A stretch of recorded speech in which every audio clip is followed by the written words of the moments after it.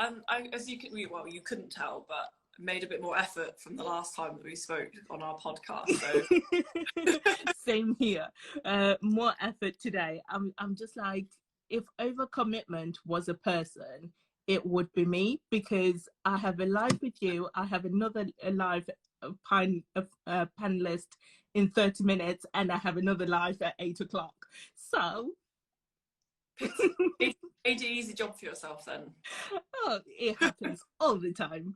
But as I was just saying to our audience, we just wanted to know some of the finalists for the Miss Universe Great Britain, because it's only in 8 days, and we didn't know that whether it was going to continue or whether it was going to be postponed till next year.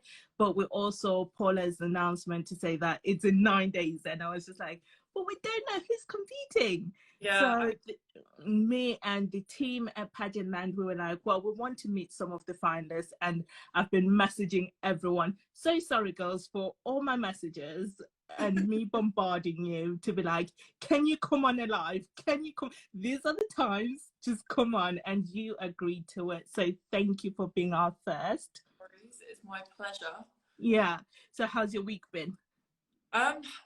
Honestly, it's been a bit hectic. I've been watching the girls do their Instagram countdown posts, and I'm like, I don't know where you guys find the time to do this, because I don't. So I feel like I'm lagging behind there. Thanks, girls. But yeah, this time next week we will have a new Miss Universe Great Britain. Oh, it's amazing. But one of the things that we wanted to know is, why did you sign up for Miss Universe GB?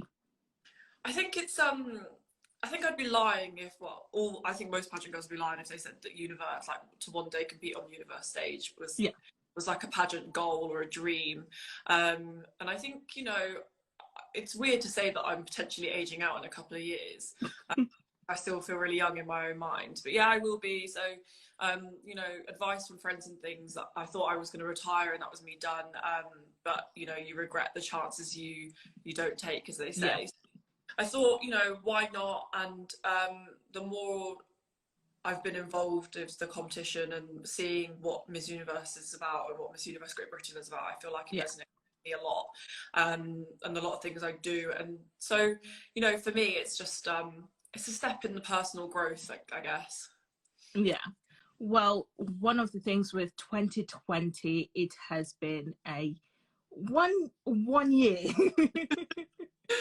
Hard to believe. It's been a year, but with lockdown and everything, and with the finals being postponed, what have you been doing to get yourself prepared, and in the mind that you are a Miss Universe finalist?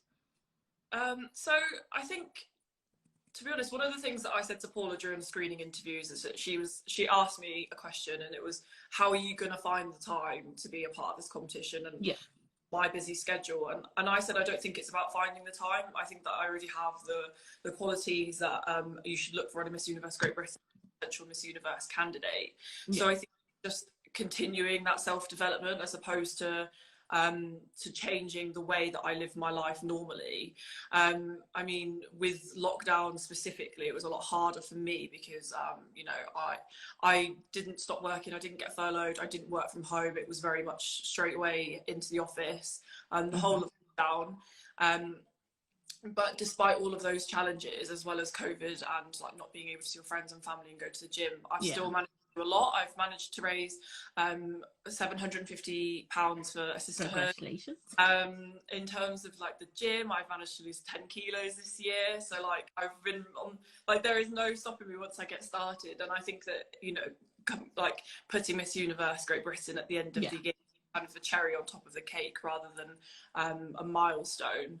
So it's just to celebrate all the things that I have actually achieved this year, and to remember that despite the fact that 2020 has been absolutely horrific, and you couldn't write it, it's just nice for us to have something to look forward to and something to like celebrate everything that we've put together. Yeah, I think this is one of the things that we were discussing as a Pageant Land community, is that it's actually nice to see something happening. Especially for it to be a Miss Universe finals, it's nice to feel excited, to feel like actually there is Pageant Land still happening, because of so many events being cancelled. It's a nice way to end the year. it's one of those. But for you, I know you work with the Women's Trust, so you're an ambassador for that. Tell us a bit more about that for those who don't know Sharon. Yeah, so the Young Women's Trust it's I wouldn't say it was a new organisation. It's fairly new in terms of charity age group, but it's to support women between the ages of 18 and 30, Yeah. and in England and Wales. It does quite a broad range of things, and I think the charity and the organisation is very adaptable to meet the needs of the young women. For example, during the first lockdown, it started a COVID relief fund so that women didn't have to choose between feeding themselves and their children and paying their rent, and I think that was incredible. But its main purpose is to basically support women who may be out of work for a long time, who may have fallen into the minimum wage gap, and campaigning for an equal working wage for apprentices. The national wage for apprentice is significantly low, and that's not fair for an older apprentice, and you still have the same bills to pay as somebody who isn't an apprentice. So it coaches a lot of young women through CV improvement and job interview training, and things like that. So I got to meet quite a lot of the girls, and I think well, last year I got to meet the girls anyway before coronavirus, and I think that it made it more real when you see an actual person that the organisation that you've been campaigning for actually has impacted. When you meet them face to face and you hear their story, it's incredible. And I do remember actually during International Women's Day this year, the organisation rocked up in Parliament Square, and I could see them from my office. They did a campaign about unpaid work that women do to support the economy every year. Yes, I joined in on that. To work out how much unpaid work you contribute to the economy every year, and they'd rocked up with loads of fake money and a giant calculator with the full figure that all women contribute across Great Britain, and they were just throwing fake money around. So you know, it is a really good organisation, and I think it's something that I personally feel very close to, just because the way that I entered my career, I didn't necessarily have an organisation like the Young Women's Trust to fall back on, but I think that sharing my knowledge and how I managed to get to where I am has been beneficial for like. Yeah. Just give me a second whilst I switch on to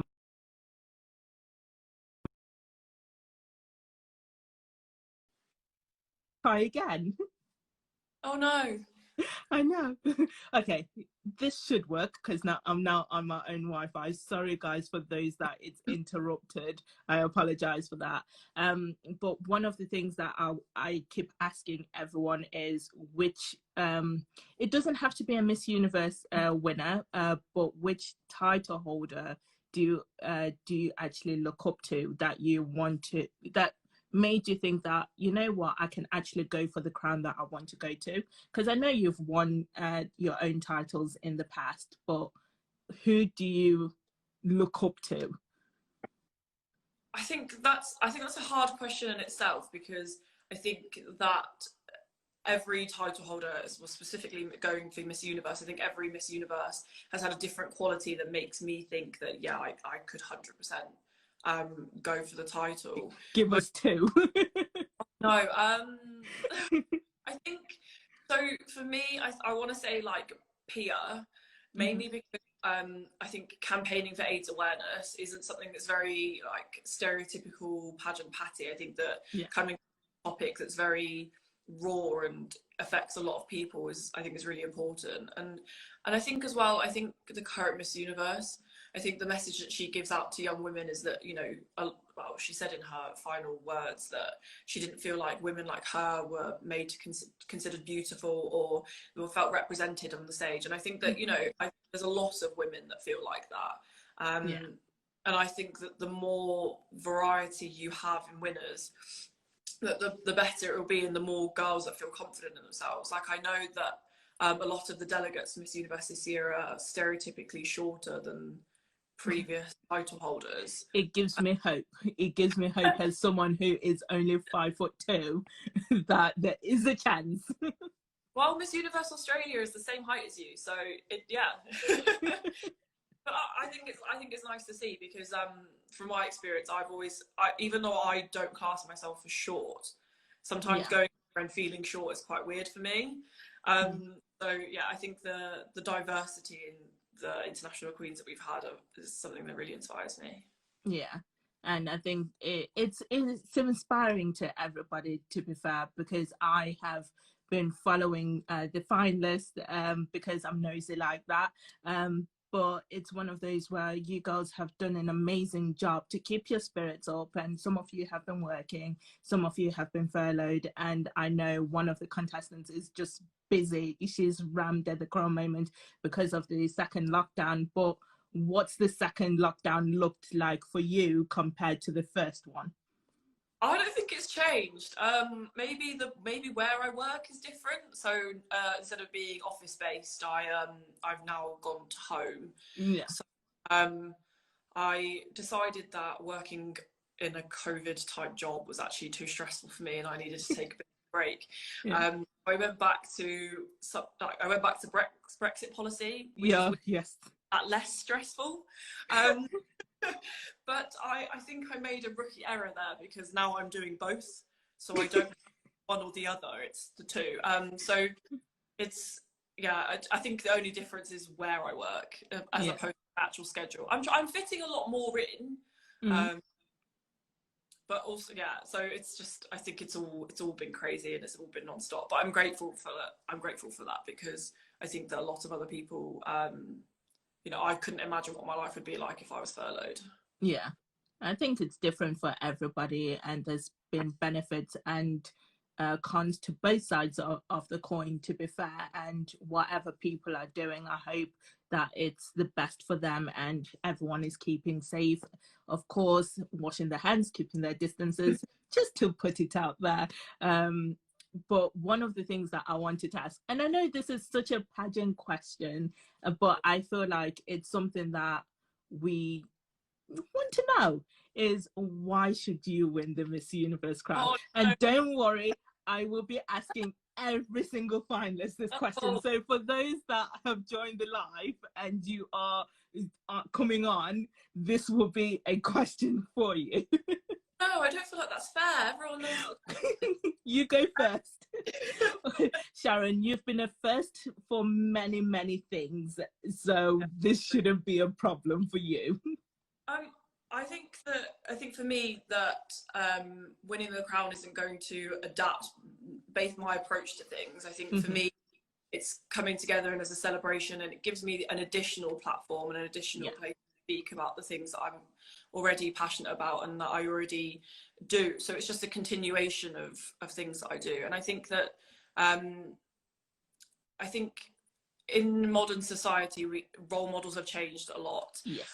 And I think, you know, with a lot of work that I do with young women and especially school-age children, when you ask them about their career aspirations, it's very much social media influencer based. I want to be a doctor, or I want to be a neuroscientist, or whatever you could think of. So I think, you know, to have more role models that come from professional working backgrounds, and necessarily women that didn't take a traditional route into their career. Yeah. That's that gives me an edge to win the Miss Universe Great Britain crown. And I don't think I think I always get a lot of questions about time. How am I going to fit being a Miss Universe and Universe in my calendar? But because I think that I already have all of the qualities that is needed to go, and the experience, I think it's not adding to my diary. It's just an addition to bring everything that I already am. Yeah. That's why I think I should win the Miss Universe Great Britain crown. And that is a very, very fine answer, because one of the things that I think we admire about you, not just me, and not just saying that, is you are very consistent. Whether you're competing or not competing, you can tell across the board that if you were to say, what does Sharon Gaffka stand for? I think you'd be able to say it, that you want to empower others and build others up. And that's what you do, whether you're competing or not competing. But what does your next 6-7 days look like in the preparation to the finals? Because without me being an interviewer as your friend, you are very stressing me out. I think I do that to everyone. I think my friends would say that I'm far too relaxed about competing. Yes. And it happened at Power Pageant actually in 2018. I basically was like, I don't have an evening gown. It'll be fine. I thought I'm relaxed on the day, but you are relaxed on the run up to. But what does this week look like for you as a Miss Universe Great Britain finalist? So for me, I have mainly put my focus in preparation into the interview section. I think that I take great pride in my interviews. I'm going to treat Miss Universe Great Britain interview process as I would a job interview process. I'll do the same type of It is a job. Yeah, it is a job, and it's not just a job of being Miss Universe Great Britain. It's a job as being a sisterhood ambassador as well. So it's an addition to our organisation that you're taking on. So for me, it's very interview heavy process, and 2020 has been a massive journey for me about coming into my own body and really learning to love myself. I know it's cool as it sounds, but I think that, you know, I think it does take until you're in your mid-20s to be able to fully say that you can do that. Yeah. So for me, aside from work and making all of my friends stressed by not picking up all of my altered clothes and not having my shoes ready, interview heavy stuff for me, because I think that other things like your swimsuit body, I think it's too late to do anything. It is what kind of is. But I will avoid eating the chili puffy what's-its that are in my cupboard. So that's what I'll do 7 days. But one of the things that I think as pageant girls we look forward to and we do enjoy is meeting other finalists and connecting to them before the run-up.